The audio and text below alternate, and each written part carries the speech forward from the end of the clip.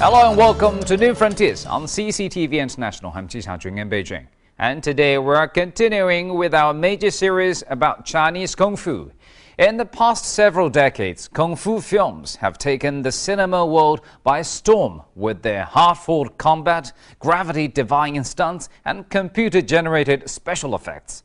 What is not always evident on screen is something deeper, the Xia spirit or culture of chivalry that Kung Fu embraces. In the real world of Chinese Kung Fu, masters or heroes are called Xia.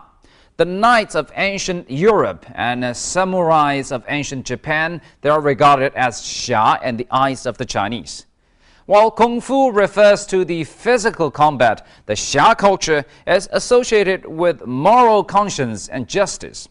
A true Kung Fu hero must be accomplished in both the martial arts and, perhaps more importantly, the culture of chivalry.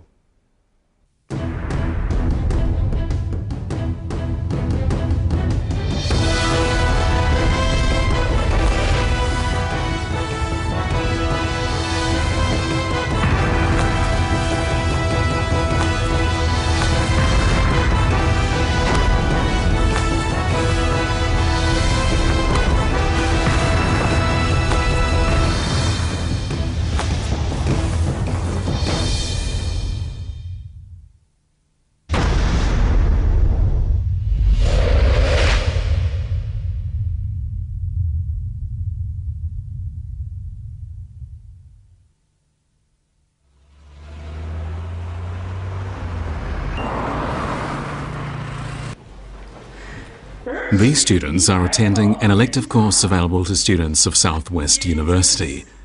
The topic is the culture of chivalry in China, and the lecture hall is packed, testifying to the immense popularity of the course.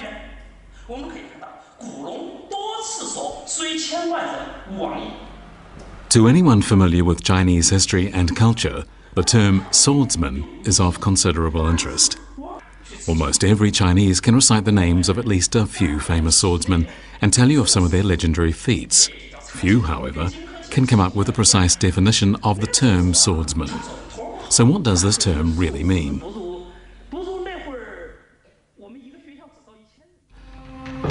The earliest mention of the term swordsman is found in a book entitled Hanfeizi, 5 Harmful Insects. A sentence in that work reads as follows: Confucians ruined the law with literary writings, swordsmen break the law with their martial arts. Hanfeizi was a philosopher in ancient China who held that Confucians, swordsmen and merchants were all harmful insects inflicting damage on the country. From his writings, we know that 2,300 years ago, swordsmen were already a social force to be reckoned with.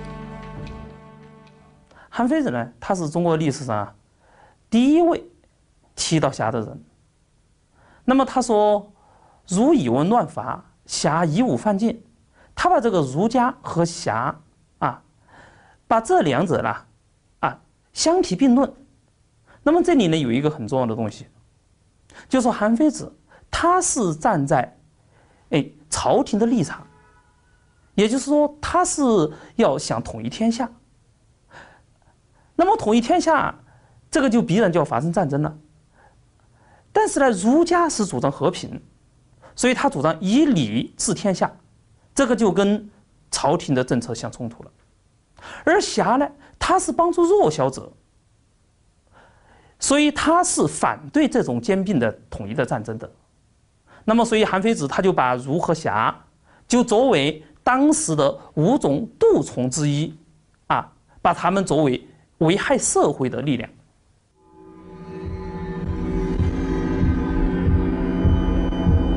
This culture of chivalry in China took a very long time to develop. More than 200 years before the time in which Hanfeizi lived at the end of the Warring States period, two great philosophical schools coexisted, Confucianism and Maoism. Together, they laid the spiritual and behavioral principles for the eventual formation of the culture of chivalry that developed in ancient China.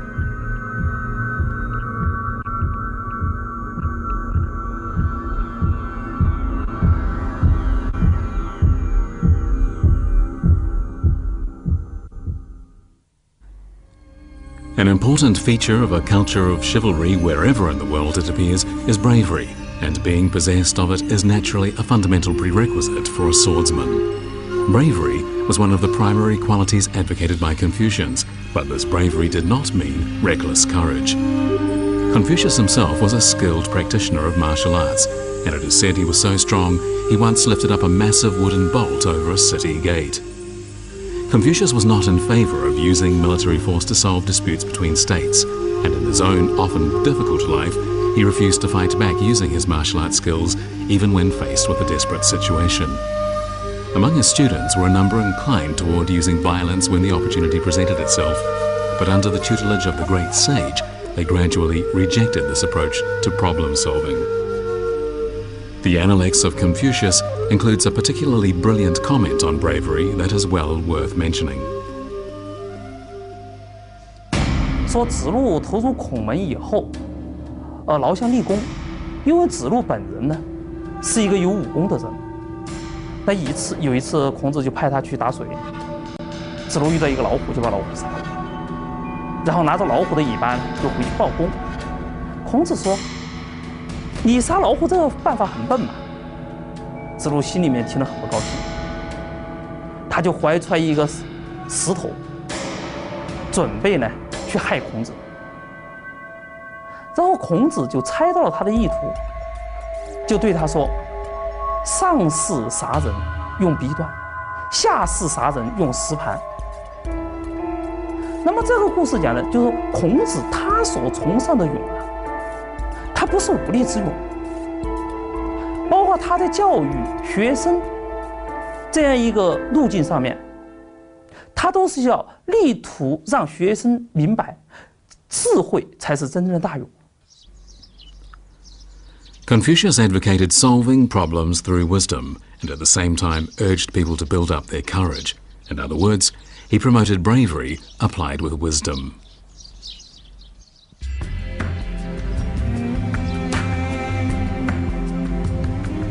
During the stage of the Warring States period in which Mencius lived, China was troubled by constant wars between competing states, and many brave and wise men ended up in the armed forces. It was a time of mire and fire that saw the death of so many soldiers that on some occasions rivers literally ran red with blood. Mencius too came to conclude that bravery had to be applied with wisdom. He believed that bravery needed to be displayed through a mind that was noble and guided by good morals. Mencius elaborated on the definition of bravery originally formulated by Confucius, but he placed greater emphasis on bravery cultivated in an individual's inner world. 所以孟子就开始崇尚自己人格上的勇。那么孟子呢，提了2个很重要的标准，一个就是大家都很熟悉的大丈夫的人格，就是富贵不能淫，贫贱不能移，威武不能屈，此之谓大丈夫。那么这是一条，就是从人格上要不卑不亢，顶天立地于天地之间。那么第2条呢，孟子提了一个大无畏的精神。那么孟子说：“虽千万人，吾往矣。”无论前面有多少艰难险阻，有千人万人在阻拦着我，那么我也会勇敢地冲上前去，因为这是为了我的理想和信念。侠最重要的一种精神就是路见不平，拔刀相助。那么这个路见不平，他是不管是否能打过人家，他都要冲上前去的，因为这是他的一个道德原则。Mohists held a view of bravery that differed from the one held by Confucians. They advocated demonstrating one's bravery through action. Mohists adhered to the principle of living in peace, and they too promoted bravery practiced under the control of a mind infused with wisdom. Mohism appeared nearly 100 years later than Confucianism in the early years of the Warring States period, so Mohists lived in a time of constant wars and never had the luxury of observing the prevailing situation in a peaceful state of mind. Although Mohists did their best to promote peace, very few heeded their advice, and so in the end, they decided to achieve their goals through action, primarily by assisting weaker states in danger of being invaded by stronger states. Maoists held a view of bravery that differed from that of Confucians. They advocated demonstrating courage through action. Still, Maoists adhered to the principle of living in peace, and they too advocated bravery practiced under the control of a mind infused with wisdom.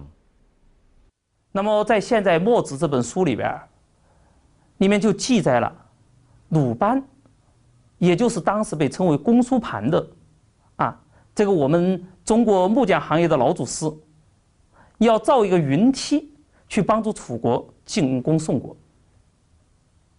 然后墨子千里迢迢就赶过去，阻止鲁班攻宋所以也可以说这个云梯这个发明以后，第一次的实践其实并没派上用场。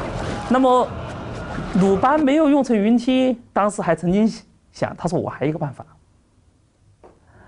墨子说你什么办法？鲁班说，他说我不说。墨子说我知道，你无非就把我杀了呗。他说但是你杀了我不要紧，我的弟子已经带了500人，在宋城上拿着手谕，专门对付你云梯的工具，在那里等着你们呢。During the middle and late stages of the Warring States period, there was almost no difference between chivalrous men of the Confucian school and those of the Maoist chivalrous school. In the book Han Feizi, the terms Confucius chivalrous men and Maoist chivalrous men are often used in the same breath.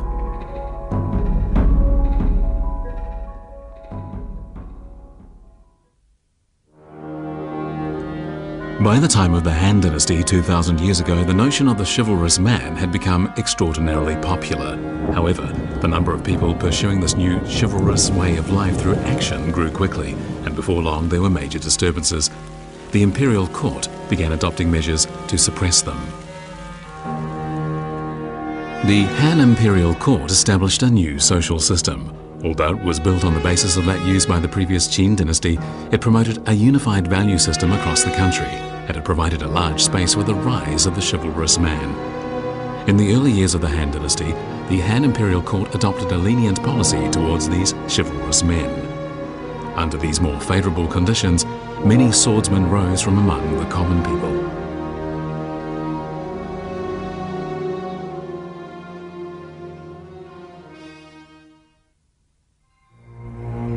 In the book Records of the Historian, we find mention of Guo Jie, regarded as the most famous example of the chivalrous man in Chinese history.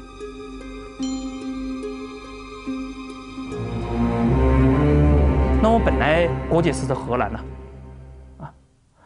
汉武帝就下令说，财产超过100万的都要迁到关中去，迁到天子脚下去。国姐财产不够而且也有很多人帮他，朝廷里面也有很多人帮他说话。但汉武帝说，国姐虽然没钱，但是他的影响太大了，他还是要迁走。当时他迁走的时候，很多人去送他，人家光是送给他作为送行的这个礼金就超过了1000万。所以国姐的行为，实际上他是给朝廷形成了一个极大的威胁。所以后来再有国姐手下的人去杀了人之后，汉武帝就决定要坚决镇压。The emperor of the Han dynasty got what he wanted and Guo Jie was killed, but the world of the Brotherhood continued to grow. During the reign of Emperor Chengdi, a number of Brotherhood gangs in the capital city of Chang'an became so flagrant in their actions, they even fought against the government. These gangs comprised mainly of younger men, assigned tasks to each member by drawing lots. Those who drew red balls would go off and kill army officers. Those who drew black balls would kill civilian officials. And those who drew white balls would handle the miscellaneous killing tasks. The young men carried out these assassinations at night, and such actions of the Brotherhood in Chang'an were frequent. 当云赏他就任长安令之后，他就决定要进行彻底整治。他先派人去地下去挖了很多大坑，都是长宽高都是几丈见方的，里边呢用那种砖把它去了，去得很光滑，爬不上去的。他把它称作虎穴，然后他再派人到下面去了解，说哪些是侠少啊，哪些经常带着兵器，耀武扬威的啊，过街过市啊。那么他有一天忽然一下，调集了大批武装力量，就把这些人全都抓了。抓了之后呢，根本就不审问，只释放了其中少数人，大部分人都投到这个虎穴里面去，然后上面盖上。过了几十天再去看，全都死在里边了。After the middle of the Han Dynasty, many wandering braves appeared. Few of them died a natural death. In his book Records of the Historian, Sima Qian describes these wandering braves as being generous in offering help to people in need and good at keeping their promises. But by the time the Han Dynasty was entering its final stages, people had come to think of them in much less favourable terms. During the Eastern Han Dynasty, Ban Gu included a chapter on the wandering braves in his book History of the Han Dynasty. In it, he called them arrogant troublemakers and stated they should be dealt with by the law. No mention of the wandering braves can be found in history books written after that time. During the Tang Dynasty, several hundred years later, the wandering heroes appeared again. This time, though, attitudes towards them were quite different. These attitudes were heavily influenced by the writers of the day. People living in the Tang Dynasty idolized the new wandering braves, but in a way that was quite different to that seen in the previous Han Dynasty. The reason was, these braves of the Tang Dynasty era were not real men, but figures of legend conjured up from the imagination of writers. History books written before the Tang Dynasty include biographies of real wandering braves, but during the Tang Dynasty they existed only in literary works. Wang Wei, a great poet of the Tang Dynasty, includes this line in his poem, A Young Person's Journey. I'd rather die smelling the fragrant bones of braves. But in his poem, Wang Wei is expressing his desire to engage in a meritorious deed by comparing himself to a brave. In the Tang Dynasty, through literary works, the spirit of the wandering brave is held up as an important role model for the people to emulate in serving their country. From the Song Dynasty down to the early years of the last dynasty, the Qing Dynasty, swordsmen are depicted as living in an environment that fosters a culture of brotherhood. The great ambitions harbored by their predecessors can no longer be seen, and they mainly engage in acts aimed at avenging wrongs committed in the world of the brotherhood. What they long for is the kind of life described in the novel Outlaws of the Water Margin, eating big chunks of meat, drinking wine from big bowls, and avenging wrongs committed against their friends at any cost. Many novels, such as Outlaws of the Water Margin, were published during the Yuan and Ming dynasties between 500 and 700 years ago. But in real life, such chivalrous swordsmen were scarce.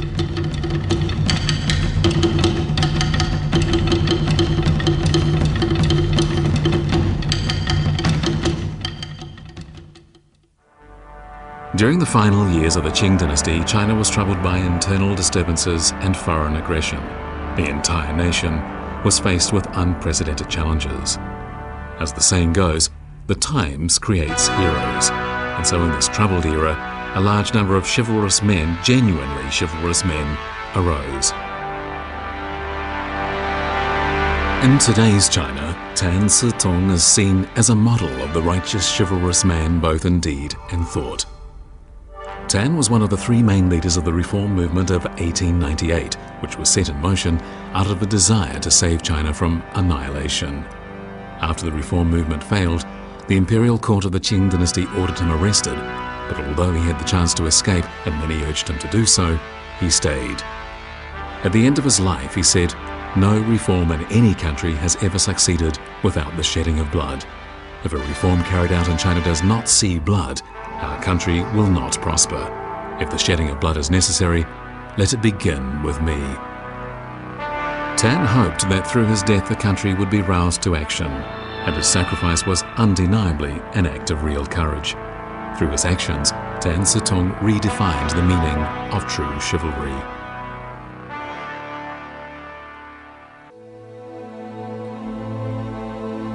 In the preface to his book On Benevolence, Tan Sitong writes as follows: "From my boyhood to my prime, all I saw was the sufferings my country and my people had to endure. I was almost unable to bear them. I felt so much pain I wanted to die, but I have kept on living until today. I don't care about my life anymore, but I hope that through my death I can win a chance for my people. I often admire the aspirations of the Moors in those ancient times and hope I can learn from their chivalrous spirit to sacrifice myself in order to realize my ideals." Tan Sitong held that in a society that had been corrupted, chivalrous action could be a way of saving the nation. In his book On Benevolence he writes, "If there is no better way, one should behave like a knight-errant. At least a knight-errant can uphold the national spirit and inspire bravery."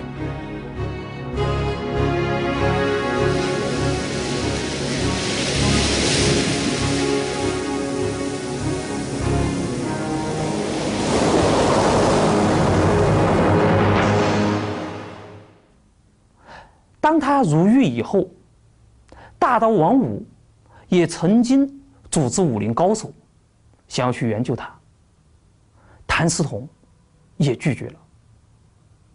在就义之前，谭嗣同在监狱的墙壁上写了《狱中题笔》这样一首诗，其中说：“我自横刀向天笑，去留肝胆两昆仑。”表现了一种伟大的人格力量。那么谭嗣同正是以他的自我牺牲的这样一种精神，来唤醒了中华民族自尊自强、不惜牺牲的这样一种精神。可以说，他把侠就提高到了一个为国为民的侠之大者的高度。As a chivalrous man and a court official, Tan Sitong hoped that he could initiate a thorough reform of the Chinese government. In his times, the desire among the common people to make the country strong was great, but the common people were demonstrating their chivalrous spirit in a new way. From the end of the Qing dynasty to the early years of the Republic of China period, China became so weak that world powers referred to the nation as the sick man of East Asia. But martial arts had become popular all over the country. Martial arts practitioners hoped that they could chasten the arrogance of the world powers and boost the morale of the Chinese people at the same time. When martial arts master Huo Yuanjia won a major martial arts competition, Chinese across the nation cheered him. His victory ignited in them a spark of hope that they could determine their own destinies. Huo Yuanjia was one of the founders of the patriotic organization known as the Jingwu Society. He promoted the practice of martial arts, writing, "It was a sport for building up one's health no matter which school it was from. And only when the citizens have good health and are well developed morally and intellectually can they make their country strong."